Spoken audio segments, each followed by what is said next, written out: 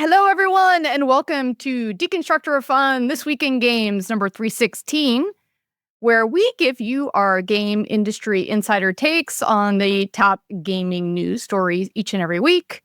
Hi, I'm Jen Donahoe. I play the marketing and publishing role on our TWIG squad, RPG, whatever we are. So today we have, maybe he'll get it, Philip Black, monetization czar, game economist consulting. Still doesn't get it, but okay. Yeah. Eric Kress, screaming at the clouds. Mish Gatkov, the founder, whisperer. I'm going to keep that. And then we got Adam. Adam, the product guy. Keeping Product with that guy. one. Product guy. The monotone. The monotone. I like that. That's good. Even keel. So we have 5 today. So lots of folks on the podcast because we are going to do a few different things. One is talk about the Nintendo leaks that happened over a break because we've been off for, well, last time we did our nominees for the Golden Twigs. And so we didn't really cover the news. So we'll do what's going on with Nintendo leaks. Marvel Rivals Season 1 launch, and it's crushing it. The Golden Twig winners for 2024. Excited to go through. You all voted, and we can give you who won that. And then if we get there, Mr. Telfer, games cost a lot more to make. Who knew? Who knew? Games are expensive to make. Use AI. So the very first thing on a serious note is I'm in Los Angeles, and Mishka said that nobody in Europe cares, but I'm going to make you care for half a second. The California wildfires are, it's apocalyptic here. An area greater than the size of San Francisco and Boston have burned to the ground. It looks like a war zone. It looks like a bomb went off. If anyone is in the game industry in Los Angeles, so many of my coworkers, my friends' families have lost their houses completely, have nothing.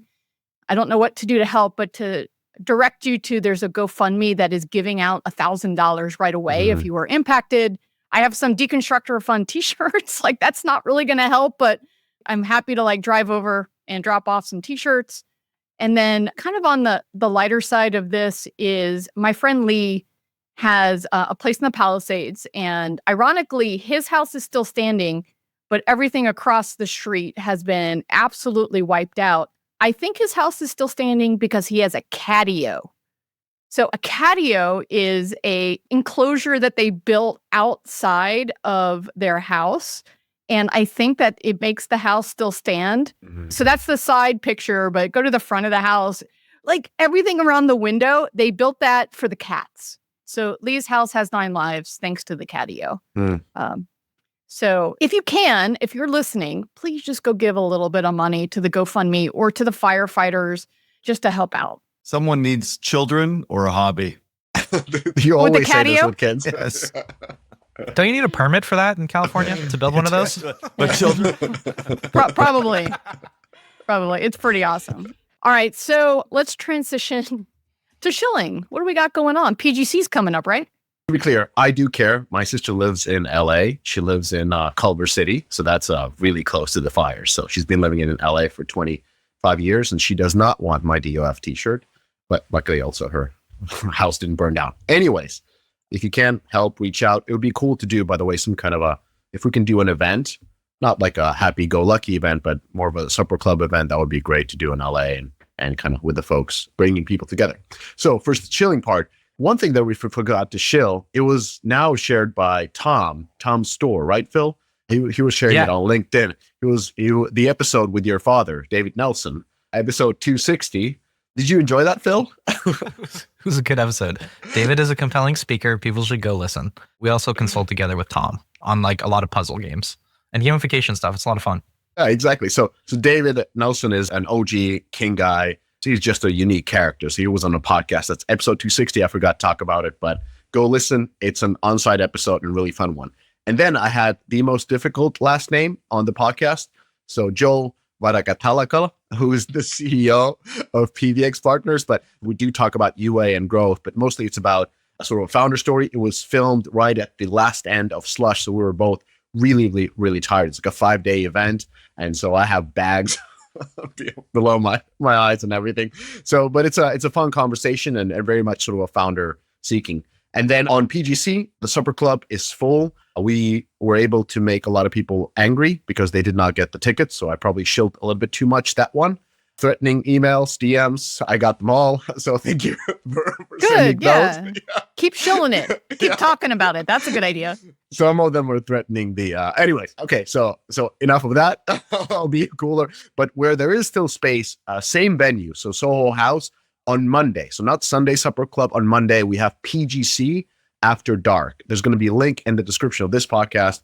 So that's a sort of a mixer, very, very casual event that's going to run deep. And then I want to show the predictions. So 2025 mobile gaming predictions. We have several one of them coming. So I wrote more on gaming. We got marketing, we got investments, and some app stuff coming in this week and following week. So 6 predictions. I already got, direct feedback by Mr. Kress and Jen that I shouldn't have written about one of them. So the predictions were that 2025 will be better, but not by much. The second one was subscription gaming dry spells ahead. Number 3 was AI in gaming incremental, but not transformative. Number 4 was gaming VCs expand beyond games. Number 5 was Western publishers distance themselves from China. And number 6 was the one that I got the most, I would say, feedback on both sides, I'll be honest, was DI faces backtracking. It was not my goal to be any way political. I just wanted to talk about the content because DI has affected somewhat the content that we've had, and it will be affecting it differently due to the backtracking. That's it. So any of these you don't agree or disagree apart from the last one that I should not maybe have done because it comes off very political. All right. Well, yeah. Give feedback on the Slack channel if you're part of the Slack channel, or just go to LinkedIn and give Mishka all the hate on LinkedIn. Yeah. But do you guys agree or disagree with some of them? Like, no? They're all good. They're all good? fine. Okay. Except for one. Yeah. Not content-wise. You just don't want to be. Okay. Got it. Yeah, it's all So, It's fine. I think AI in gaming, the one thing I would say is yet. yeah. Like, I think that we've seen a bunch of jazz hands, which is, it's just bullshit right now. But people are starting to get there. It might not be this year, but it's going to be a little while, right? But his predictions are for 2025. So Yeah, then 25, agree. Probably Yeah. not there yet. Attention marketers, are you ready for an event that will supercharge your strategies and leave you talking it for months to come? On January 28th in San Francisco, AppsFlyer's Mama takes center stage as the must-attend event for marketers tackling the industry's toughest challenges, from privacy restrictions and signal loss issues to measuring omni-channel ROI and boosting LTV for high-value users. You'll gain actionable insights from the brightest minds in marketing. But Mama isn't just about learning. It's about connecting, sharing, and experiencing. It's an event people rave about for months before and after, and for good reasons. Side note, I've attended one of these events. It's goddamn amazing. Anyways, spaces are filling fast, so don't miss your chances to be part of this unforgettable day in January on 28th. Register now at appsflyer.com/mama, M-A-M-A. That's appsflyer.com/MAMA.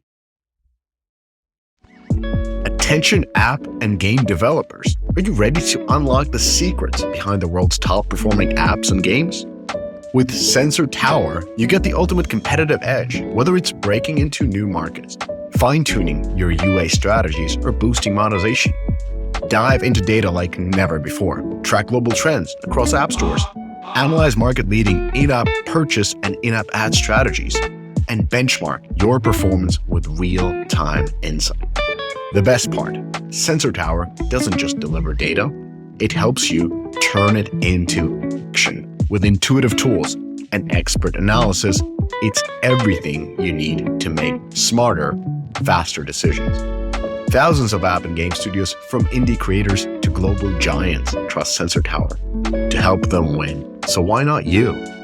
Start your free trial today at sensortower.com. That is sensortower.com.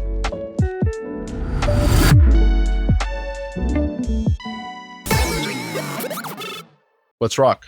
Corrections. Kress, do you want to go first? Because you were pretty hard on the French and the hyper and the hybrid casual community. Dude, I'm not taking anything back from the French. Forget that, dude. No.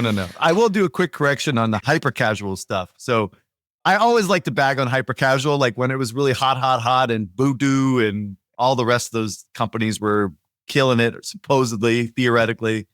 Because it sucks, dude. Everything was wrong about mobile game development could be summarized in hyper casual. And most importantly, it was destined to fail, right? Because it was an absolute unholy alliance between UA and creative. It was the most ridiculous circle jerk in gaming at the time. So anyway, I still reserve the right to believe what I believe about hyper casual because it's fucking truth. But having said that, Anthony Pascal made some good points on the redeeming qualities of hyper casual. And I just, I want to pretend to be objective for a moment and talk about what he said. So he basically said three things. One, there were innovations in gameplay that hyper casual brought to the table, right? He said like things like the runners, roguelike mechanics, jetpack jump, 2D puzzle shooting, and some of the AI integration within games, draw it from Quali, he mentioned. Some of what they did in hyper casual was very innovative on the gameplay and actually contributed to the overall ecosystem of mobile gaming. So I would agree with that. The second thing was like the learning from the user acquisition. So the fact that how like fast-paced and hyper casual games were, it actually created a very short life cycle to help kind of experiment around UA. And I think that really helped improve the ecosystem from that perspective, I would say, but it also contributed to the downfall of the ecosystem by pissing off Apple, but that's a whole other thing. And despite being bottom feeders, as I suggested last week, right, for casual games, according to him anyway, was for fun, right? For Anthony and others in the space, because they were able to create games and create innovations very quickly, as they shoveled out more and more shite every fucking week, right? So in that sense, it was an effective way of iterating and innovating in the space. So I guess there are some redeeming qualities for the otherwise unredeeming chapter in the history of mobile game development. And thank God it's over, but there was some contributing factors to the overall ecosystem that remain.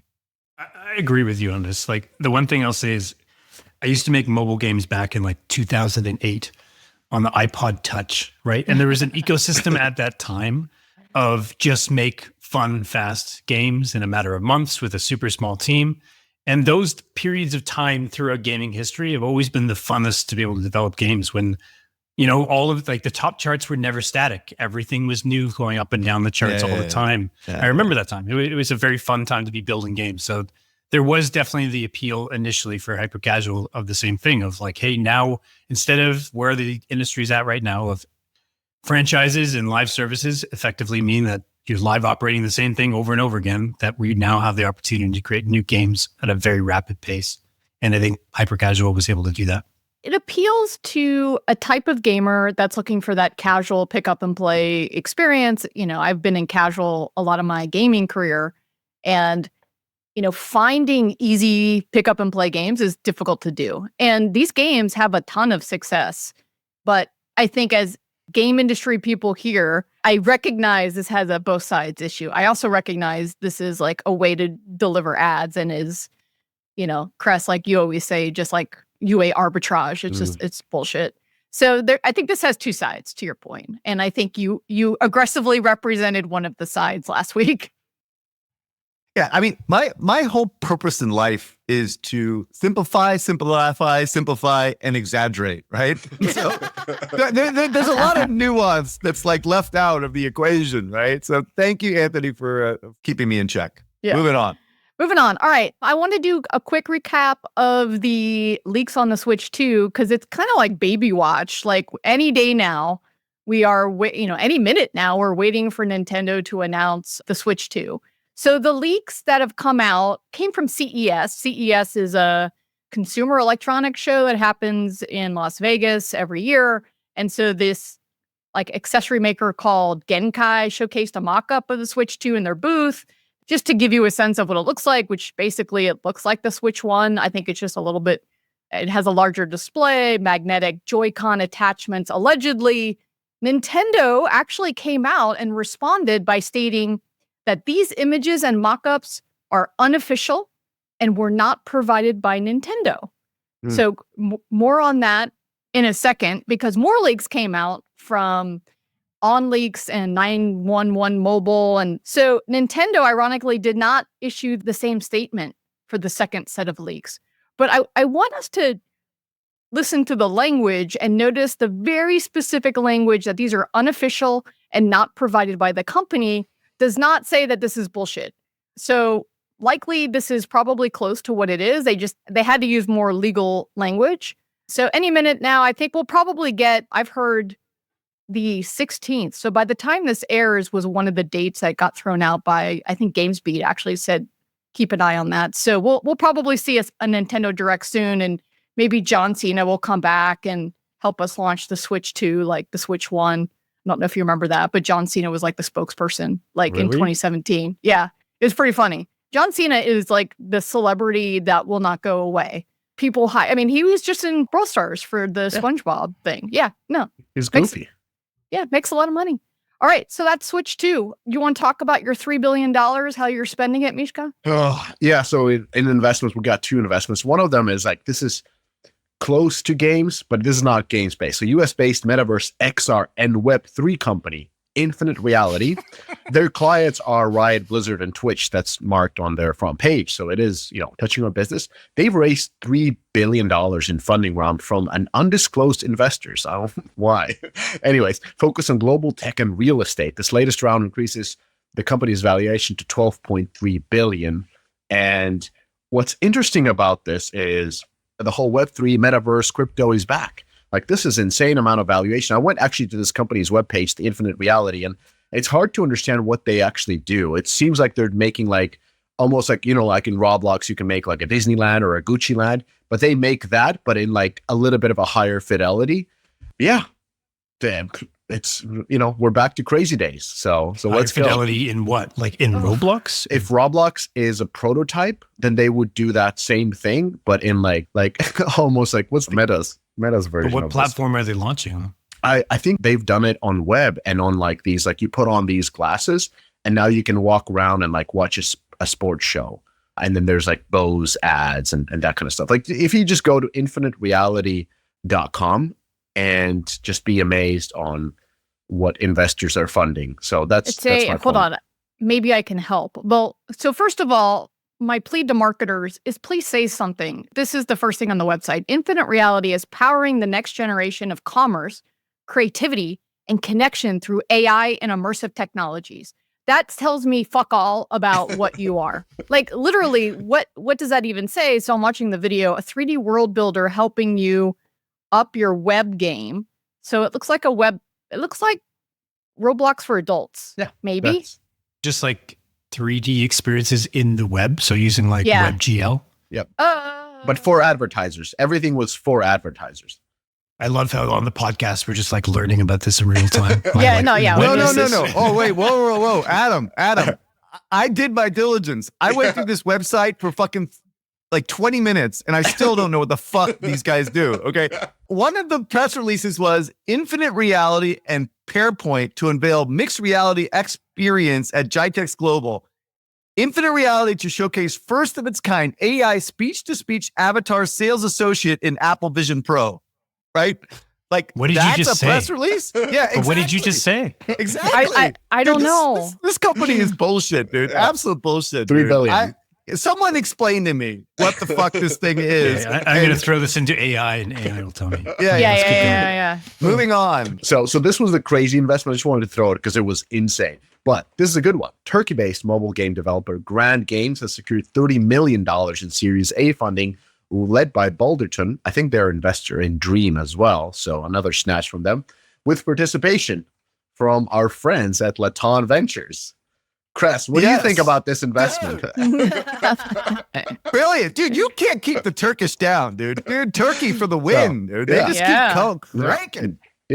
No AI, and they still make games. Anyway, they're making games. They're in to win it. Yeah, and their price, so Grand Games previously raised pre-seed of $3 million in July 24th. So this is 6 months later from pre-seed, getting a 10x markup for investors. I bet Laton was invested in the $3 million. This is Magic Sword, right? Yeah, like Magic Sword and Car Match. Magic Sword's crushing it. Yeah. All right, so we're gonna shift to the games category. Just a quick update because I I'm on the email list for Supercell's Project Rise. It's their next game. They've been in pre-alpha for a while, and they just announced that they're going from pre-alpha to alpha starting this weekend and going to the Android phone.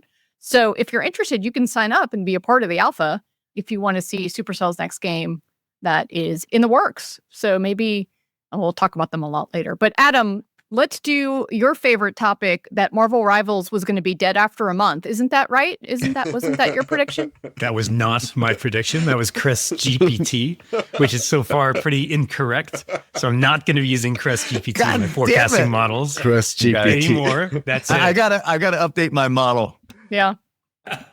Just to be clear here, I was 100% right initially, but I was 100% wrong after the fact, right? Because I was the one that was bullish on this game from the very get-go that this would actually make a dent in the market.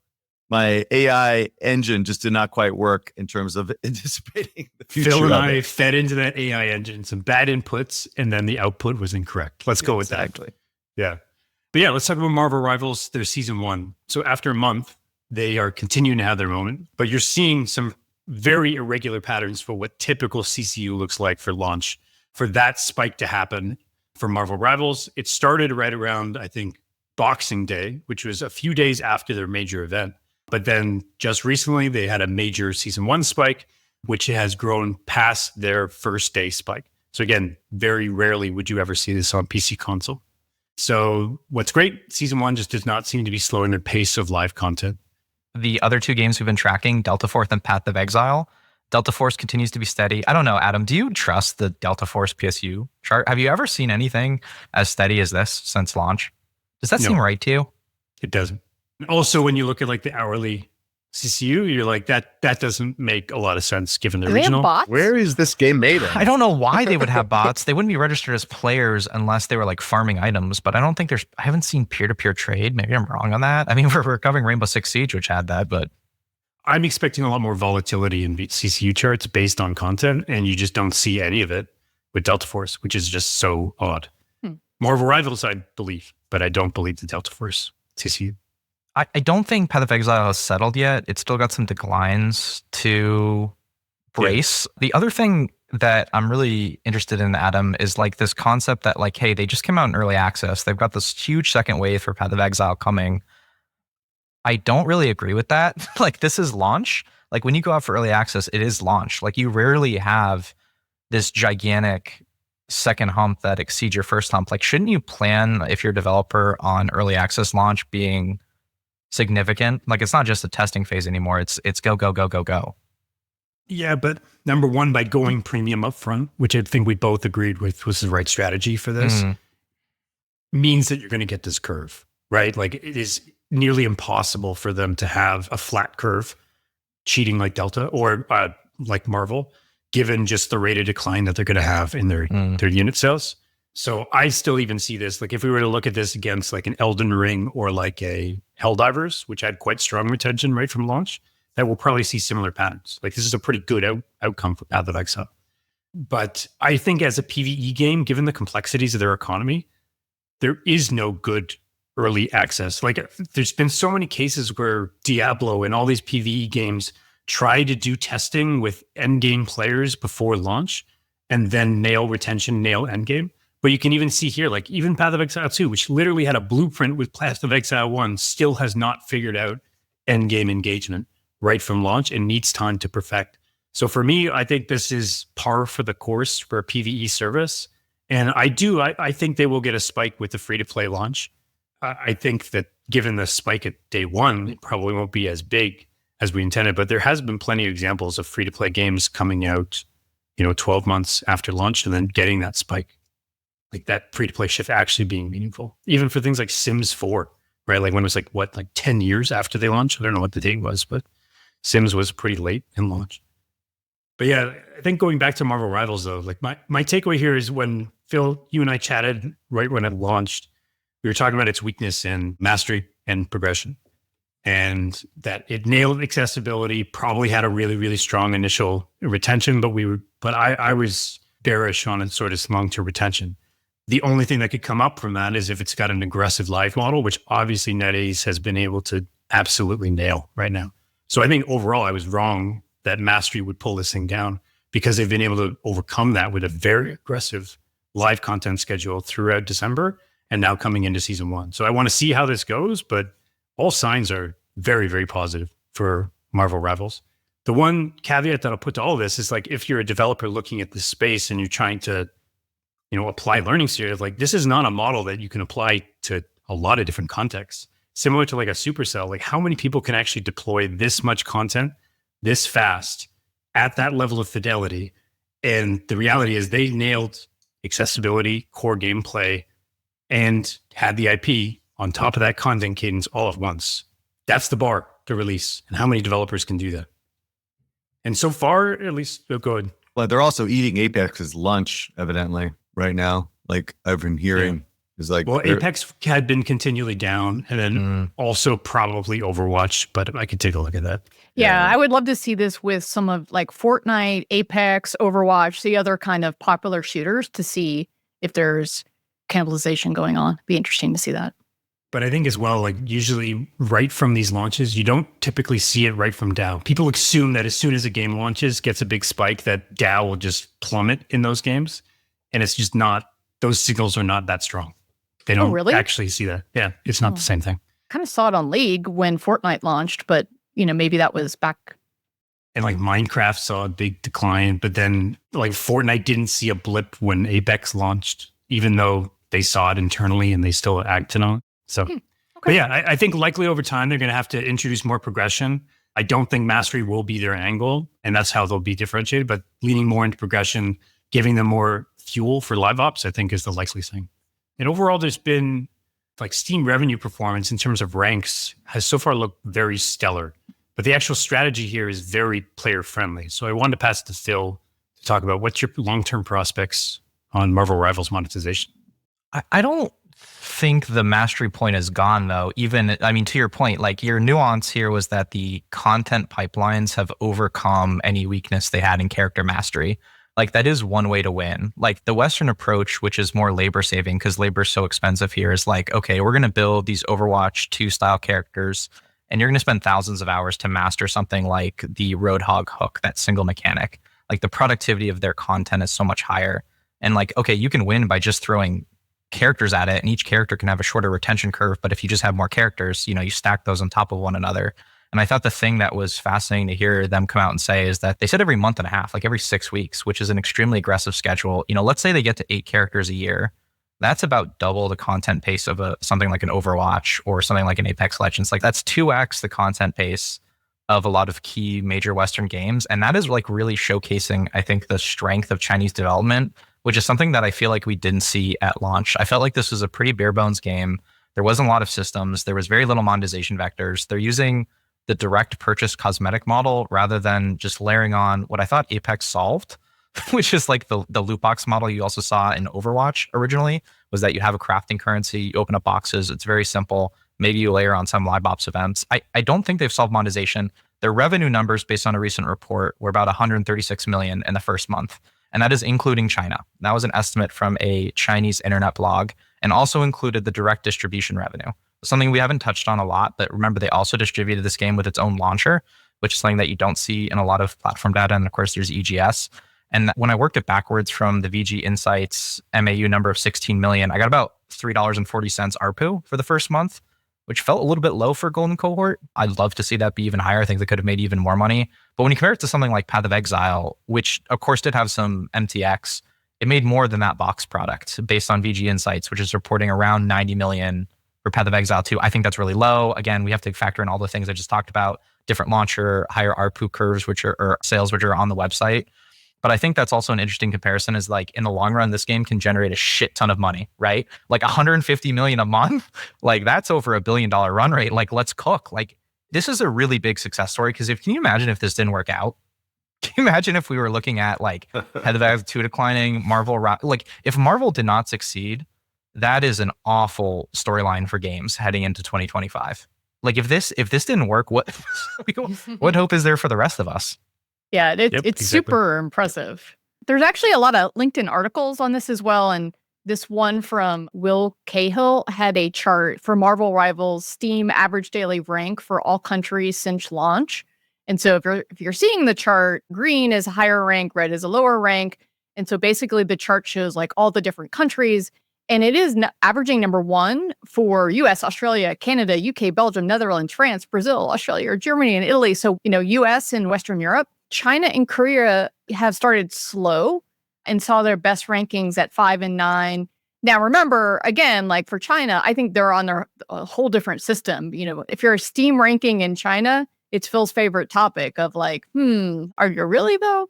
But what I wanted to point out is that NetEase is a Chinese company making a hero shooter that is resonating in the West, more so than the East, more so, and then Korea. With Western IP. With Western IP, right? And so the other picture I want to show is, I think maybe the reason why they are having success is the internet is going crazy around the art style and the way that the comic book characters are coming to life. So this is the Fantastic Four, this is Invisible Woman and Reed Richards, Mr. Fantastic.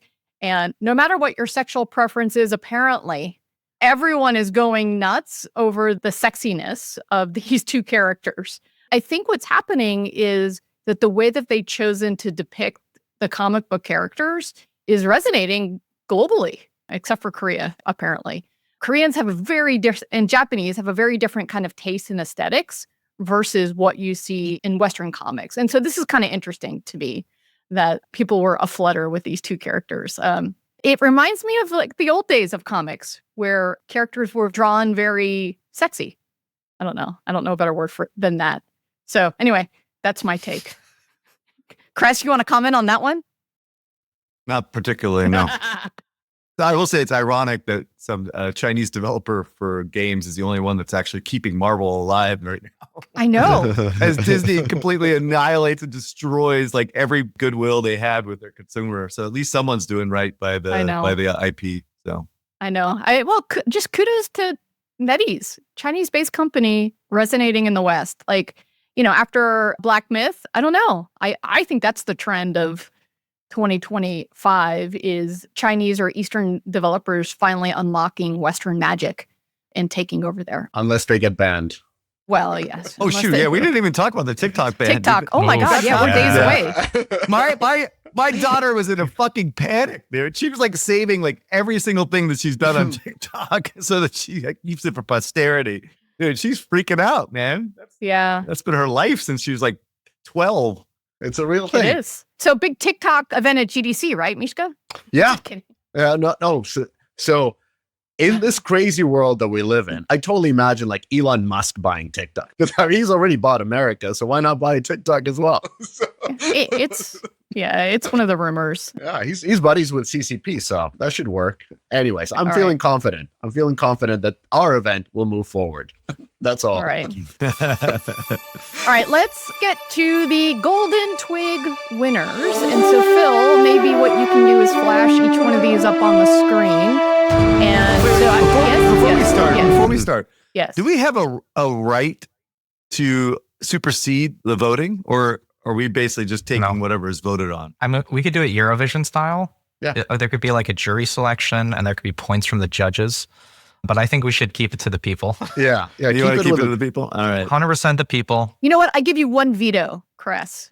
Okay. All right. How about that? Yeah, I think that's fair. Or people can vote after this, and then we'll close the voting if there's like final changes, because some of them are like 1% away from each other. We can do like a 2/3 override. Yeah. Well, we will need to tie break on some of these, to be honest with you. Some of them are really close. Yeah, I think there's only one that I'm like passionate. Yeah. All right. So let's go through each one. Number 1 is Talk of the Year. So this is the news story that broke the internet in 2024. And by a margin of 74%, it was the mass layoffs that won out. Number 2 seems to be big tech fails in games again. This was Kress. This was yours. The Microsoft failure. So pretty dominant there. Microsoft and Netflix. Don't forget Netflix. Got it. So any comments on that one? Who gets the prize for mass layoffs? Embracer, which we'll talk about later on. Embracer is going to have like a shit ton of golden twigs. They're going to clean house, man. Oh, okay. Okay. All right. Number 2 is correction or oops, we did it again. Oh, God. Our most embarrassing predictions. So this is a tie, but right now, Phil leads with 38% on Squad Busters will become Supercell's most downloaded game. Yeah. Number 2 at 28% is Mishka. AI will revolutionize how games are being made. And number 3 is at 20%, which is Kress, is Ubisoft will execute against Star Wars. Adam, you and I are very safe. Yeah. People should want to dunk on you guys. I don't understand why they don't want to dunk on you guys. I think it's awesome. I would never pass up that opportunity. I think this makes sense. Phil, you that was an idiotic statement back then. And I everyone, it made no sense. So let's this is one's obvious. We drank the Kool-Aid. This is the one where we all had to make up other options, so it wasn't all like Phil and Supercell. No. All right. Sorry, Phil. Or Squad Busters tattoo will hold up well. All right. Sorry, my friends. All right, number 3 is the most damage taken. And this is company damage, or it could have been something else. So the winner, it looks to be, with 47%, is Ubisoft for everything that Ubisoft did. I think, I think this was I think I had in here, like, it took a massive hit to the overall company. Yeah. Number 2 is 29% Netflix. And number 3 is gaming VCs. So I think that was my call. I think that was me. Yeah. But Kress, is this your veto? No. This is not my veto. Oh, okay. Dude, Ubisoft was a disaster of epic proportions. I think I spoke way too much about Ubisoft over the last year. I would just add the French in this as well. God. Why? Just because I just want to piss off the French. Voodoo and Homa and who are also the big ones? Tap Nation, Ketchup, Green Panda, you name it. Game Loft. Oh, Game Loft. Oh, so my. Adam, I think this one was yours. I think I voted on another one was Ubisoft that I put in. But all right, so Ubisoft is going to win this one with almost half the votes. Number 4, most disappointing game. A little bit close on here. Right now, Concord is leading with 44%. Number 2 is Squad Busters at 37%. A distant third is Call of Duty Warzone with 11%. I'm surprised about this because Adam said it right. He was like, who's anticipating Concord? Like, it wasn't like... Yeah. This is the one that I had a little bit of issue with because I actually do agree with Mr. Adam Telfer that no one gave a shit about Concord from the get-go. Right? Like there was no anticipation whatsoever for this game. Hell, I didn't even know it existed really, like until it was a disaster. But Squad Busters, on the other hand, I mean, they spent a fucking gajillion dollars marking this thing that's complete trash and it's Supercell, right? So the industry expectations are really high for a game that they haven't released a game in a long time. So it's like, yeah, this one I think I might have a veto on this one if I can get some consensus. So, but how much money do you think Squad Busters lost versus Concord? Like if disappointing is actually commercial loss, could Concord have actually won based on that? Yes. Maybe. Yes, it's definitely the most negative. No question. Yeah. It was discussed publicly, like how much they lost. Like it was constant leaks of like how many hundreds of millions. Yes. Yeah. 9 figures. Well, it was estimated to between the dev was just 200 to 400 million. Yeah. And there was some discrepancy in which one of those. And then you layer in marketing. And so maybe you are at 400 million loss. But that's like, they shut the game down after 2 weeks. Squad Busters is at least making money. Yeah, it's still alive. 50 million for a launch? Put up 400 million for Squad Busters? I don't think so. Oh, God, no. Oh, yeah. No, right? No. No, that would be crazy. Like, so to be honest, the people have spoken. Concord was had the highest expectations from Sony because obviously you had to go above the 400 million, whatever hypothetical number is. And Squad Busters didn't have the same expectations. So there you go. Yeah. All right. Yeah. People are I undefeated. voted for Squad Busters, but I understand the people. Kick-ass live ops need kick-ass tools. That's where Heroic Labs comes in. They just released a massive update to their Satori live ops platform. And having done my research, I can say with confidence that it's second to none. In a single product, you get everything you need, including event capture, player segmentation, feature flags, remote configuration, A/B testing, experimentation, live events calendar, messaging, retention graphing, analytics, and so much more. If you're serious about running live services in a game, get serious about the tools you use. Connect with Heroic Labs and make some serious cheese with your live ops. Step into the future of game monetization with Xsolla, the premier partner for game developers seeking to expand their reach and revenue.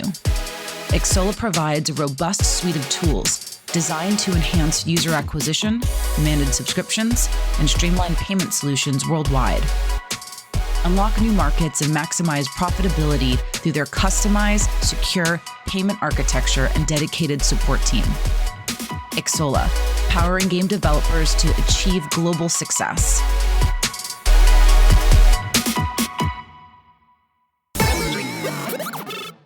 All right, number 5 is Mice Nuts. This is the best financially, well, we put meaningless, although I think the winner is not meaningless, but this was like a great, great, creative, fun game that doesn't make a lot of money. The winner by far is Balatro. I'm actually very happy that this is actually the people voted for this game. I thought that people would be revolting against it because it seems like this absolute darling of a game that people are still quoting of making $100,000 a day, you know, on the store, et cetera. But I think the danger with these type of games is like, oh yeah, well, we can make premium games again, right? Let's all start working on premium games on mobile, which represents like a fraction of a percent. No, it's probably like 2% of the overall market because of Minecraft. But this is clearly the winner of the year, right? For this particular category, in my opinion. I'm hearing that Mice Nuts is becoming a thing in terms of like some of the developers, especially in Turkey. I've heard that teams have opted out of making mobile games and be like, you know what? Let's just ship one good Steam game. Everybody makes 5 million and we're good to go. And they have success. Like one of them is one of the games in this category is Liar's Bar. First game from the team. Boom. They made like 15 off the bat. Done. But again, like cohorted basis, what percentage of those teams can actually hit those things? I just watch Eric. Just watch Eric. There you go. Yeah. Oh my God. It's a thing. It's a thing with good devs. They're like, dude, you know what? Let's just make one. Mr. Kafkop, I want to strangle you right now. Well, luckily we're continents apart. Every nice thing I said about you, which is not much, I'm taking it all back. God damn it. That's your prerogative. Stop throwing that fucking juju out there, dude. Yeah, don't. Well, bullshit. Anyway, make fun games, people. Make fun games. It's fine. No, it's not about Even if they're about fun. It's okay. It's about money. It's about ROI. Show me the dollars. I'm going to move us along here. Number 6, and this is basically a 3-way tie for the most questionable move. So currently, the slight edge goes to 34% is Netflix. Number 2, not at 32%, is gaming VC, pouring money into all of the Blizzard, Riot, big company devs. And number 3 at 28% is Supercell launching Squadbusters without a soft launch. This is your veto, right, Kress? This is it. This has to be the one. Well, I don't know if it's a veto. Is so much of like we got to tip the scale, maybe. No, we'll just use Adam's formula. Adam's formula. VCs wasted the most amount of money, therefore that's the people's choice, right?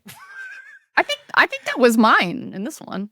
Like in this case, I don't know. Like Netflix, obviously we can get into, but on gaming VCs, like at the time, like I'm thinking like questionable has to be given the information they had at that time.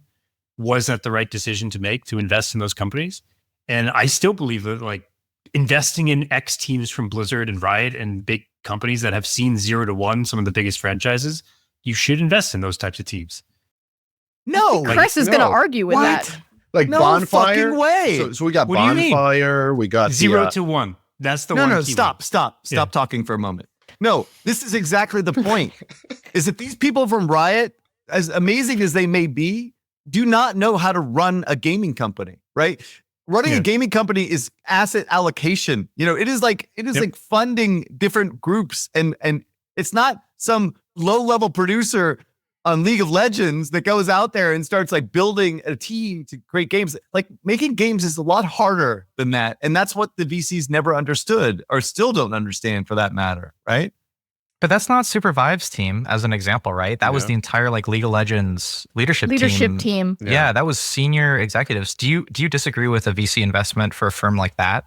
If we were to go back to Adam's point, who do you invest in if it's not with people with a proven track record on a successful game? VC shouldn't invest in gaming. That's the whole point. Okay. It should be public. Wow, that doesn't make sense. At that point. I mean, Look, we were specifically talking about AAA, right? We're not talking about mobile. Mobile's a completely different animal when it comes to this sort of thing. I just want to be clear on that. I think in this case, you're right, Kress, where it's the amount of risk that they have to take in order to do these types of bets that the Blizzard Riot teams did, where they had to, what was it? Speculative Divide was 80 million.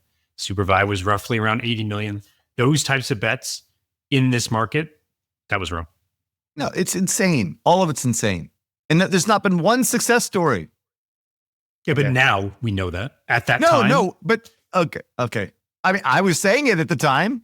We were saying it based on the amount of money being put in. That's saying that like, hey, this is not enough in order to properly publish and to go after the ambition that they're going for. In order to actually succeed in PC console, you're going to need more money than this. Yeah. No, okay, that's true. But then again, like this is the whole conversation about why VC doesn't make sense in gaming. And I don't want to go through it in PC gaming.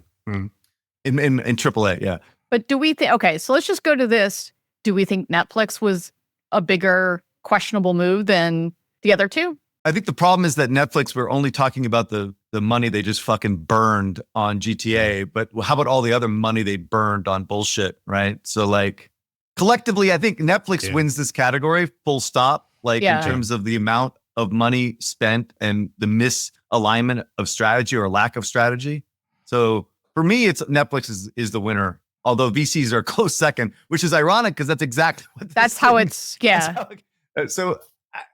it is a toss up for me, dude. I mean, because Netflix felt the pain now, right? VCs won't feel the pain for years and it will never be really reported, right? I don't think, because they can hide behind bullshit, right? They are feeling the pain when they're raising their next funds because they have to report on, okay, so you want a new round, new fund. And what did you do between, let's say, 2020? Like you have those numbers, they're public. They have to show that. No, but they are doing the evaluation of their portfolios. There's no independent source of like a publicly traded. And so it's all self-reported bullshit, right? Well, let's put it this way. There's not a lot of markups happening. Like the value is not increasing for those companies. Yeah, they should be like a quarter of what they're invested in, right? Or less. Their investments are zero, like fundamentally, right? Yes. Except that they can't report that, right? They report some nonsense, right? I think we picked on Netflix enough. Let's just fucking wail on the VCs. Well, that, and we didn't even pour Supercell and Squad Busters. I think if we did a mobile specific disappointing move, launching Squad Busters without a soft launch or like a longer soft launch would probably win with a lot of our audience on that side of things. But in any event, all right, so Netflix wins that one. I'll say Netflix. I'll vote Netflix. Yeah, number 7, most brilliant move. Oh my God, we're finally going to talk about something positive. So this is also a toss up with a bunch of things, but the leader at 30% is Disney and Epic deal, which somebody in the comments gave me shit for. But so this one is kind of leading. Number 2 at 23% was MTG buys Clarion. Modern Times. So makers of Raid Shadow Legends. So that's number 2. And number 3 is what? Hyper casual publishers. Who do hyper casual pubs going to hybrid casual. That's going to hybrid casual. Yes, you are correct. Surviving. What do you guys think? Do you want to put your thumb on the scale on this one since it's pretty close? I don't actually understand why Disney Epic is brilliant. Yeah, neither do I. Sorry, total brand shit. Just throw your IP at like a platform. I will say this, like Fortnite Creative had a little bit of growth spurt at the end of the year. I don't know if anyone's been following that, which restored some faith that I was starting to lose in Epic. I did learn that they're pretty anti-AI over the holidays, which I'm not a big fan of, if that is the case internally. Like Tim Sweeney should be like a pretty progressive thinker on this. And if he's really anti-AI, that'd be disappointing. That'd be disappointing. That's really going to hold them back. And I think a meaningful way that isn't certainly holding back Roblox. They are embracing it with full arms. It was a 1.58 million. I forgot exactly. Anyway. Sure, but still like just to get Disney and more Fortnite experiences, like Star Wars and Marvel. Star Wars and Marvel, right, my friend. Yeah, but Adam, the content. Why? Because Disney Infinity. They'll never give up on Disney Infinity. It'll never die. Okay. The context here was twofold. One is that Epic needs to build a platform, and they basically got the best IP in the planet for getting an investment, right? Yes. They got paid to so have the best IP in the planet. Sorry, I guess I'm interpreting it as a brilliant move for Disney, But you're saying, no, it's a brilliant move for Epic. It should be reversed. It's for both, I think. Yeah, no, hold on. I'm not done. Yeah. And so the second part was that Disney was on its fucking ass because they destroyed every franchise that they have in their entire arsenal. And he did this deal in order to get more exposure to actually stuff that's growing in the entertainment space. And this looked really good for him as well. And the stock of Disney rebounded because of this deal, right? It was a brilliant move. Didn't know Yes. that. That's good. That's good context. Thank you. Yes. Yeah. Both people benefited at a corporate level from players like, Kress just said, you're going to get two of the biggest IPs on the planet, which already have had success on the platform. Anyway, all right. We're going to keep going. Crushed it. So what crushed it? This one there's two kind of close, but at 43%, it's Brawl Stars. Brawl Stars live ops and IP collaborations seems to be the winner. Number 2 is AppLovin, who their stock surged over 740% in 2024. I think I picked AppLovin because they just, at the corporate level, just was like, holy shit, we've never seen them go that big. So thoughts on these two? Makes sense to me. Yeah, it totally makes sense to me, but it's just so ironic that they can have one of the best crushing it moves in the industry and then also do this in the same exact year have a disaster that is Squad Busters. Like, it is like, what is going on over there? It's like totally it's a super schizophrenic. cell. They're very independent cells of decision making. But doesn't this make it seem not as bad, Eric? Right? Isn't this just mean like, look at they took a swing, maybe it was 100 million down the drain, but Brawl Stars' growth just totally overcomes this. Like now they have a stream of payments that they can go out and they experiment with. And Squad Busters is just an experiment that didn't work out. So pick your chin up and like take your next shot at Moko or this other roguelike game. I would say it's more like a hubris of like, hey, look, we can turn around any game. So let's just throw it out there. Look, Brawl Stars took its time, and it only now it's flying high. So it doesn't matter. Like, stop killing games in soft launch. Just put it out and just make it work because we can do it. I think that's more likely it. Yeah.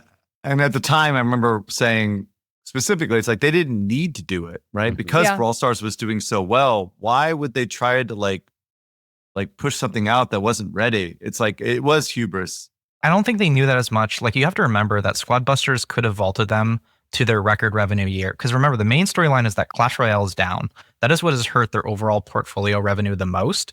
And Brawl Stars has really been filling in that ditch. This year, but, yeah. Exactly. But that was a huge ditch to fill in. Like, when you go back and look at Clash Royale's numbers, they are fucking insane how much money that game made up front. And the decline is even more astonishing. That has been their number one priority. And if they couldn't have done that, Squad Busters could have stacked on top of Brawl Stars. And now it's like IPO, let's fucking go. Moko next, which is at least my bet. I hope Moko comes out. Like, that is a really great narrative. To your point, Eric, leap pad into IPO about. All right. It didn't work out, but they took their shot. They took their shot, 50 I know, million, but the game, 70 million but they shot. knew the metrics. They're smart enough to know that this thing wasn't tracking. You could see That's it. fair. That's fair. So take the lesson, and move on. Right. I think they do need to kill it. All Let's go ahead. We're going to keep going. Number 9 is Layoff Lowlights. So we joked that we actually named this the Embracer Award because I think they've won it in the past. And look again, with 55%, Embracer takes it again. Not so close second at 32% or 31% is Microsoft. Microsoft had those 2 rounds of layoffs that were pretty bad. Gnarly. So I don't think we can argue with that. And then number 10 is Mishka's new, the Limping Donkey Award. So this is a unicorn company, Finally, only on paper. Forte. It looks like the leader in this with 35% is Forte. Number 2 is Improbable. Yeah. Improbable. They are friends. So I can't mention any of this, but every time I mention Forte, like, so many people reach out who have worked or are working at the company, and they are saddled with all kinds of documentation for them to keep their mouth shut. It doesn't come from nowhere, but this company is very interesting. I wonder what's going to happen down the line. But of course, they have a lot of great investors, so they don't want to cut down the valuation of this $1 billion baby. So All it right. is what it is. So there you go. Forte takes the prize on that. And that wraps up the Golden Twigs. Mishka will make our Golden Twig. We actually have an award that we actually hand you in person whenever we see you. Although I don't know if any of the Netflix people are ever going to take anything from us. I feel so bad. Why? They are smart people who are getting extremely well compensated. Good on them. Like, we're not hating on those. Like, the strategy was what it was, but everybody got paid. Yeah. So what are we, angry about? Like, we're talking about over $1 million salary from most of the people, at least what I know. So let's relax a little bit. It's not punching down. So yeah, but I have to actually reach out to Mike Verdu, who probably hates me at this point, but I will be able to hand him the award if he'll see. He'll see you. I love you, Mike. Also, on the award form, we had an open-ended question of, just give us some comments. So I picked a few to read out. If you guys want to, I don't know what you think, if there's something that you saw that was interesting. So DOF is simply the best. You make the week better. Thanks for all the hard work that goes into the experience. You guys being together are like the Top Gear of games. Wow. And with Kress's new Porsche on the way, I really thought that was appropriate. Ooh. Speaking of punching up, here's like a little bit of a criticism. It's only fun to punch up, and it is always a good idea to think hard about the direction of a punch before you throw it. So, I think we should admit a little bit of feedback. Fire and forget, baby. That was Gabe Layden's advice. Is it really? Fire and forget. Yeah, a little salute emoji, and I was like, all right, that's all right. There you go. Live your truth. Dude, that guy's ruthless, man. Here's some more. There are many great gaming podcasts, but yours is still the most fun to listen to, which is good. We try to be, and that's why Kress picks a side. Thanks for being a fun podcast. Keep making terrible takes. Me and my friends love going back to episodes and finding them. So they love that we take a side and are wrong. Phil, how do you do a Brawl Stars on Clash Royale? Did I say this? You did. It's like it's a verb. I don't know, like U-shape maybe. Like that this is somewhat of a U-shape. Like remember that graph that they had with Frank had with D30 retention going big number up? That was cool. Like do that. All right. I thought this one was fun as a Ubisoft employee. Even after all the hate, you guys make me come back all the time as a first-timer podcast listener. You definitely make my Sunday morning house cleaning routine way more enjoyable. I love the different personas you guys created, the drama, all the learning. I've been getting into this market, been loving it so far, so I wouldn't change anything. It'd be cool to have debates about a specific trend, PC versus console or mobile game versus mobile app, Ubisoft versus the community, to get different views. So that was fun. Adam, don't you have a podcast coming out? You mean like the shooter one? When are you going to post that? I think we recorded the it week before. You're supposed to promo, Adam. You're supposed to. I'm terrible. Yeah, roll with I'm Mr. Monochrome. There you go.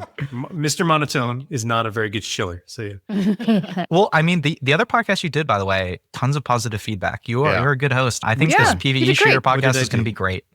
Oh.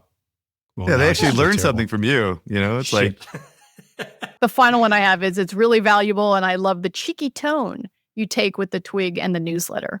Oh. So I like this one. You forgot the most fun one, right? I will pay top dollar for Miska calendar to hang in my office. Where can I get one? Where is it? Where? Take it off, Miska. That's all they want, dude. They want to see it. Where did you see this? It's in the list. It's in the list. I like that one. I put them all in here. All right. So thank you for everyone who wrote in. There's a ton more comments, but I tried to pick a few out. Appreciate that. All right, everybody. Thank you for hanging in there for the Golden Twigs, and we'll see you next week. We'll get into some philosophical topics with Mr. Telfer. It'll be like, I imagine like a smoking jacket and a cigar and a little glass of something. And we're going to. Hey, Adam, can you do us a favor and summarize the ball thing? Because I just can't possibly go through 220. That's use next AI, week. and I'll use the AI to summarize the whole thing. Yeah, use AI to summarize it and send it to me because I can't do it. That guy is just like so annoyingly thorough. You did it. You made it to the end of the episode. As a fan of the show, it would help us out if you'd subscribe and leave us a review on the podcast service of your choice. Those stars and likes, while a small action on your part, mean a lot to us and help to grow the show. More importantly, are you a member of the Deconstructor of Fun Slack group? If you have 5 years or more of games industry experience, go to deconstructoroffun.com/Slack and apply to join. Join the games industry best professional community filled with peers always willing to lend a hand, or subscribe to our newsletter to get all the latest insights from the deconstructor of fun content creators. Thanks for listening.